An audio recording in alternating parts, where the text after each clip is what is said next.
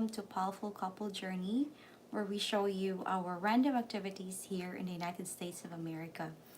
So for today's video, I'm going to tell you about the J1 waiver tips that I did in order for me to have my favorable recommendation with the Department of State and eventually have my waiver with the I-612 in the USCIS. So I am wanting to emphasize that I am not an immigration lawyer. I am just an ordinary J1 teacher from the Philippines who was able to get my waiver through do-it-yourself process.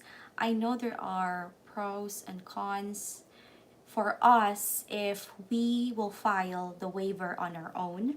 But then if you are compelled to do it since you are single, both of you and your US citizen spouse, then I hope that this video can help you. I am so thankful for those who have availed the opportunity to meet us, me and my husband William, through Zoom meeting because we can give them ideas on how I have my waiver, and they were able to give their situation as well. And we are giving insights on how we were able to have this waiver finally approved. We all know that if we have a J1, if you are a J1 holder from the Philippines, you are absolutely have the 2-year home residency requirement. So what are the steps that we took? Again, you need to have your US citizen spouse. You need to get married. We are so blessed because we are both Christians and we got married in a church. So we were able to give a lot of information, and at the same time our pastor also gives a letter vouching that our relationship is real. So that is just one part of the evidences. So speaking of evidences, in our website powerfulcouplejourney.com, we have the checklist. So you can have the checklist if you want. And it's very important to know that the checklist is just a guide for you in order for you to know what are the evidences that you would like to prepare. So like for example, one of the evidences is your marriage certificate. You have to have at least 4. If you wanted to have just one original copy, then have 4 other copies that are notarized if you want to. With our case, we just have it like so simple. We don't have notarization. It's really up to you if you want that one. So checklist is copies of the birth certificate, you and your husband. You have your US visa if you want to. Your DS 2019, I would really like to emphasize this. You have to have your DS 2019 from the very beginning, where you have your stamp from the consular officer in the US Embassy in the Philippines, because that is where you will have to know if you are subject to the 212E rule because of your skills list. Now your skills list is very important, and you will be very happy if you are subject to 212E rule because of your skills list. The reason for that is it's much easier for you to get a waiver, or it's much easier for you to convince the adjudicating officer with the USCIS and the Department of State that you are subject to 212E rule because of your skills list. But if your DS 2019 says you are subject because you are government funded, just like a Fulbright scholar, it's really hard to let that adjudicating officer convince that you will be given a waiver. So just be careful. So I'm so thankful that you, for those who avail the one-on-one Zoom meeting with us, they are able to let me know their visa sponsor, which I also shared to them my visa sponsor. And I'm so thankful that most of them are subject because of their skills list, which means we paid most of our visa sponsor and everything. So it means we are not government funded. So I'm so thankful that you, or most of you, are subject to 212 rule because of being a school teacher or because of your skills list. I mean, because of your skills, okay? So, what are the forms we submitted? The first one, after we get married, and I also have videos that I showed to you my timeline, but I'm just gonna let you know here. The first one we submit is the Form I-130. The second one we submitted is the Form I-130A. They go hand in hand. You can go online to file, or you can do it paper filing. But take a look at the new filing fees. It's very expensive now since April 1, 2024. So if you are compelled to do it yourself, look at the filing fees first. And we are always suggesting to do it with money order. The reason for that is there is one article, I even would like to put it there in the link soon, that it's hard to do it through credit card. You might get denied, and some bots now or robots now that are just reading your card would say, oh, this is a fraud, and you don't want your papers to just stay there, and there are problems that you will be encountering along the way. And time is precious in processing your J1 waiver, and at the same time your petition and adjustment of status. So let's go back. We submitted, based on our experience, the Form I-130 with Form I-130A. Then I submitted the I-612, which is the waiver, followed by the Form I-485. I should have submitted the DS-3035, but nobody told me about that. But it works in my favor because the I-612 takes much longer time compared to the DS-3035.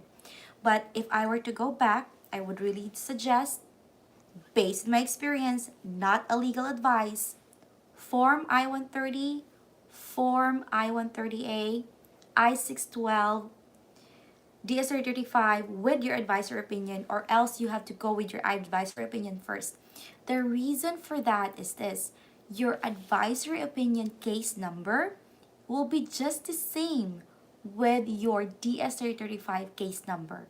And how to know that one, just go to travel.state.gov. Then after submitting that one, and if you would like to do the adjustment of status, then you can file the I-485, concurrent filing, or now it's separate payment, with your work permit, which is the Form I-765, and the travel document, Form I-131. So most likely you're going to be submitting 8 forms.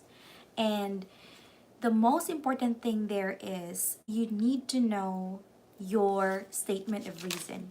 Your statement of reason with your Form I-130, with your I-612 and your DS-035 is most likely the same.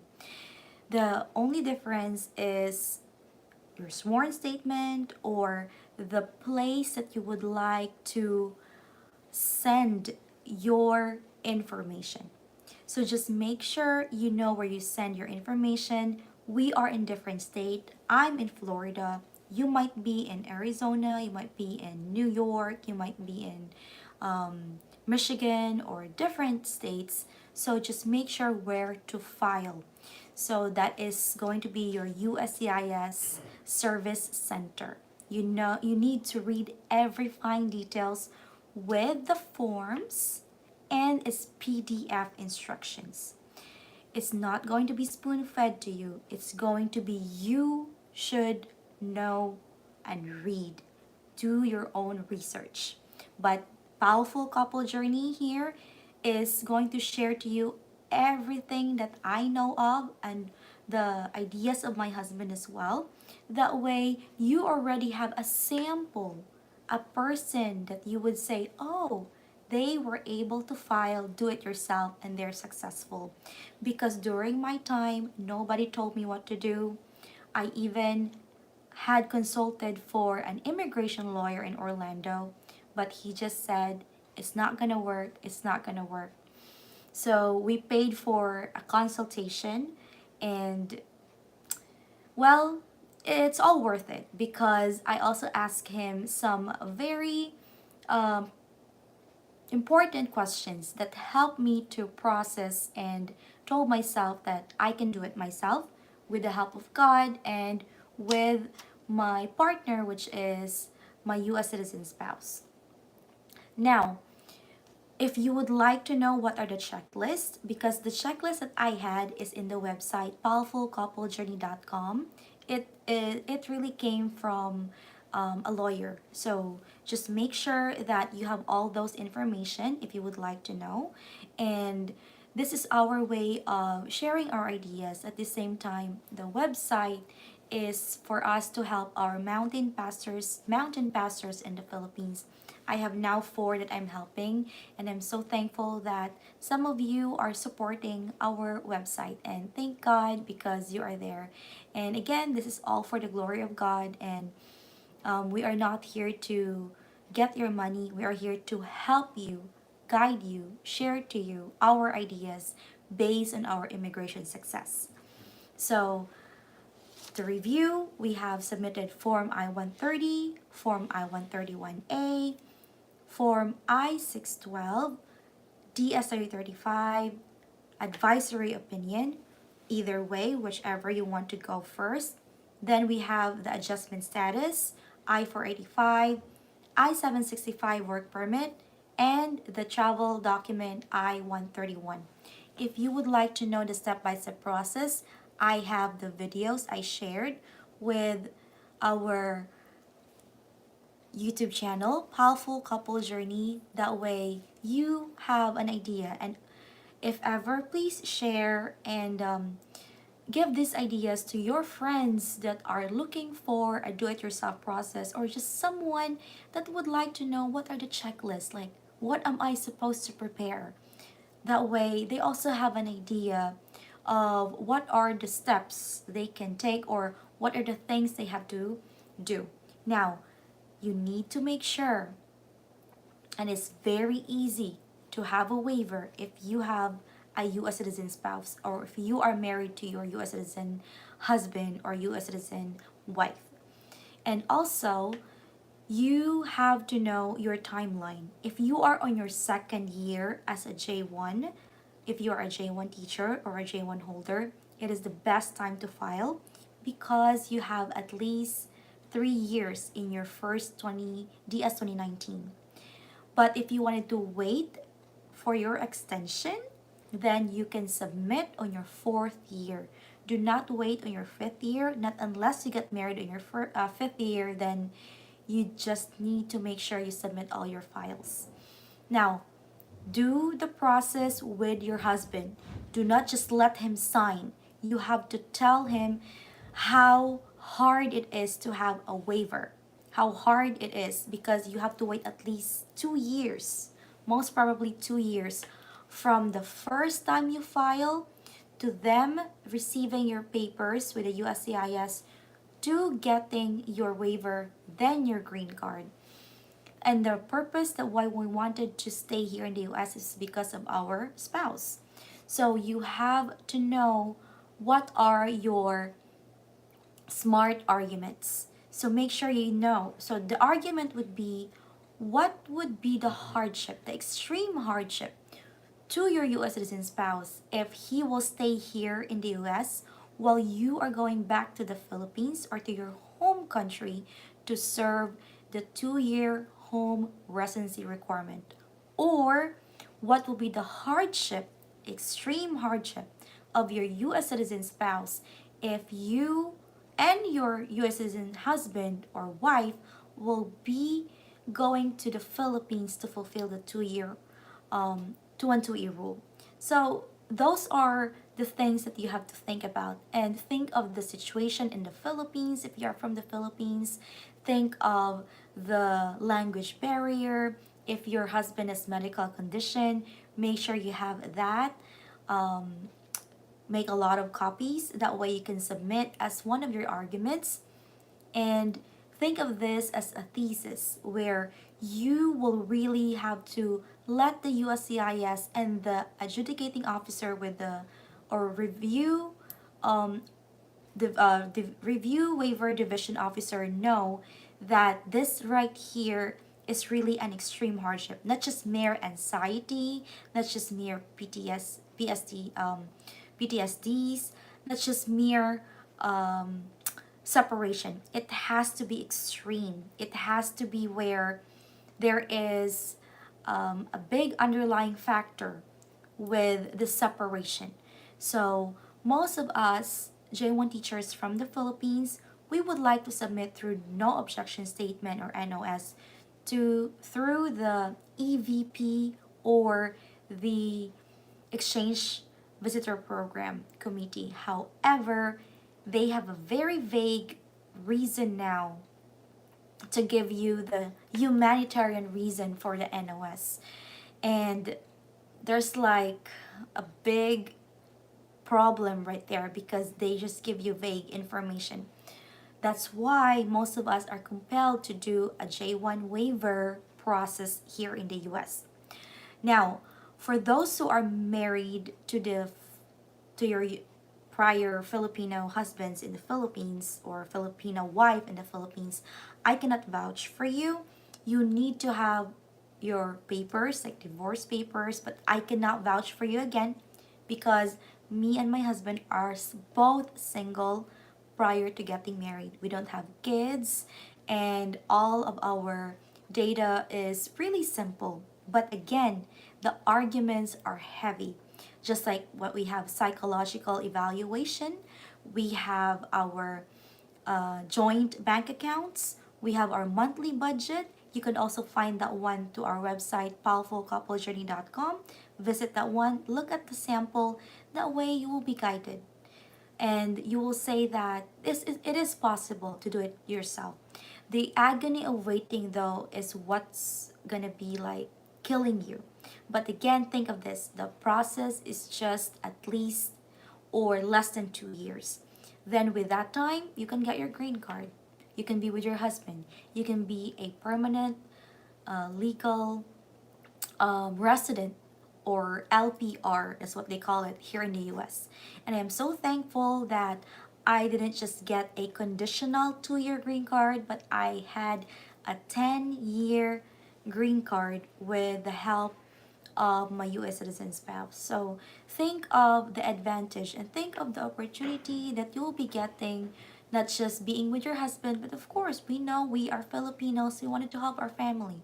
We wanted to support our families too, right? So, as much as possible, listen, learn, do your own research. It has to be due diligence. And by the way, you need to have evidentiary support. Make sure you have a very good argument.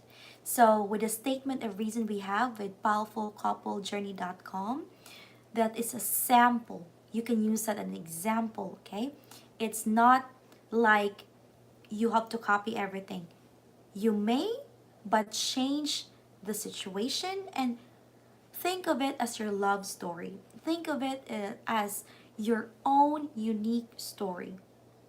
So put that one right there and making sure everything is with tabs. And by the way, you can use this. This is what we have, and then we put like form I-612 and the cover letter inside and like the cover letter outside. That way the USCIS officer and the Department of State officer know that this is really for them. So make sure you have this as your packet, and also use tabs, which is your post-it notes. So make sure you have that.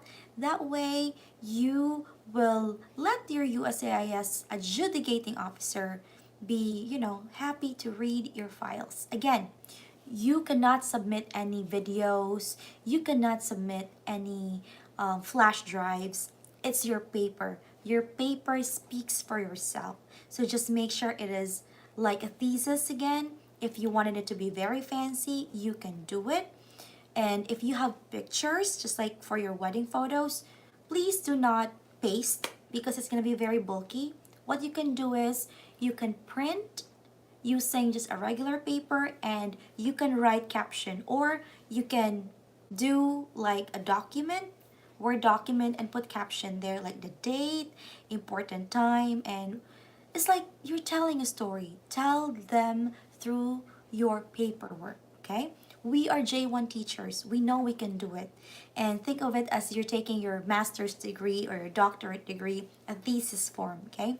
I am a teacher from the Philippines with my master's, but here in America, I am no longer a teacher. I am so thankful. I have my green card and now I can work in the office as a state employee. So I am so thankful to God that He was able to provide me with my 10-year green card.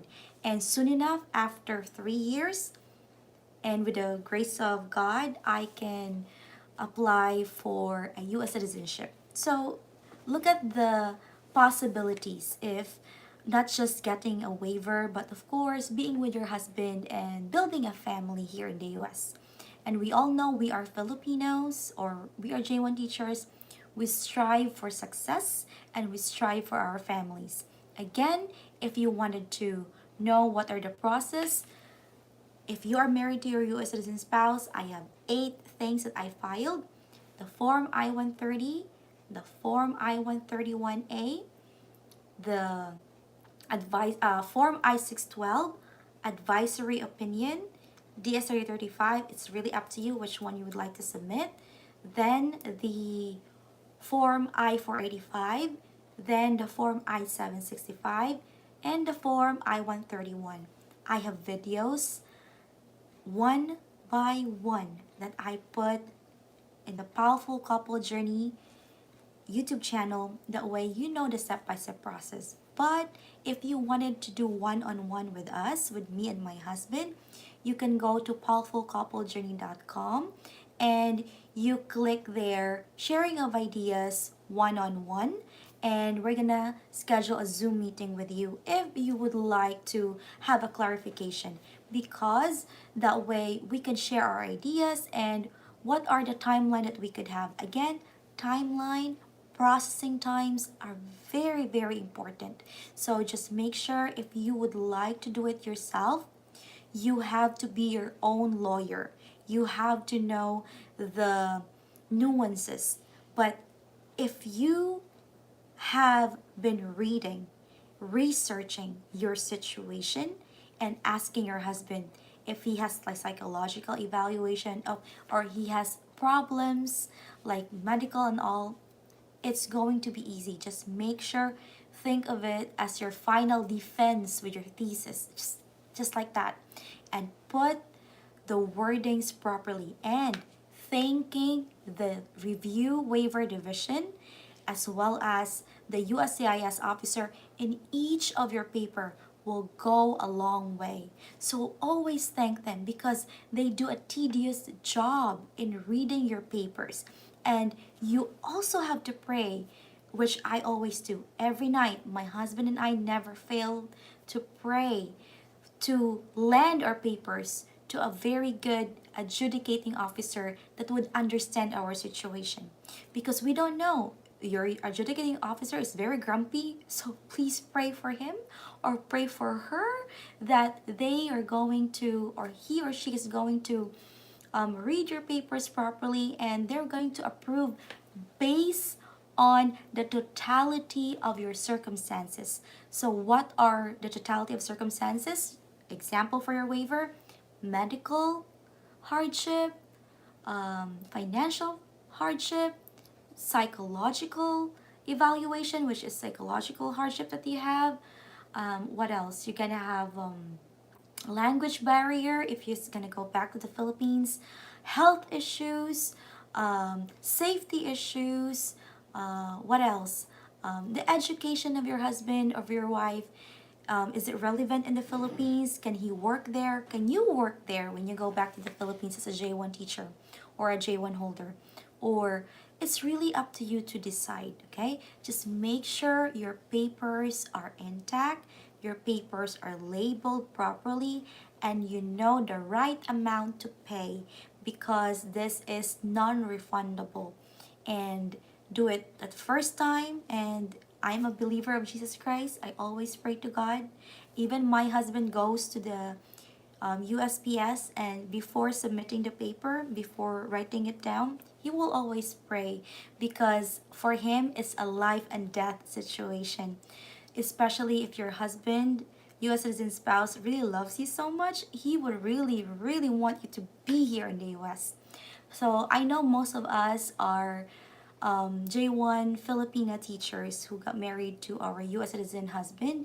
And I would say congratulations to you if you have already found the love of your life that God is able to give you. And again, Powerful Couple Journey is here to give you our ideas, not a legal advice because we are not immigration officers, but just sharing our ideas to you on how we did it. Thank you so much. Please don't forget to like, share, and subscribe with Powerful Couple Journey on our YouTube channel. That way we could give insights to other J1 teachers or J1 holders about the process. Also, please visit powerfulcouplejourney.com for the monthly budget, for the checklist of J1 waiver guide, for the statement of reason, and for the cover letters and other tips. That way you could have your waiver through do-it-yourself process. And we also have our private group, J1 Waiver Helping Hands. We're already 3,200 plus and counting. Thank you so much everyone for supporting the small group where you share your ideas as well. Some of you have your lawyers, and we're thankful because you are guided with legal advice. But some of you are just getting ideas and wanting to get some information, and we're so thankful that you trust that group. Thank you for being with us, and I am wanting to do this every Wednesday as a live video, and I'm also posting every Monday and every Saturday, so just make sure you are tuning in. Please hit the like and subscribe and click the notification bell. That way you'll be notified every single time I upload some videos about our random activities here in the US, and especially with the J1 waiver do-it-yourself process. Thank you so much, and God bless everyone. Good night. Have a great day.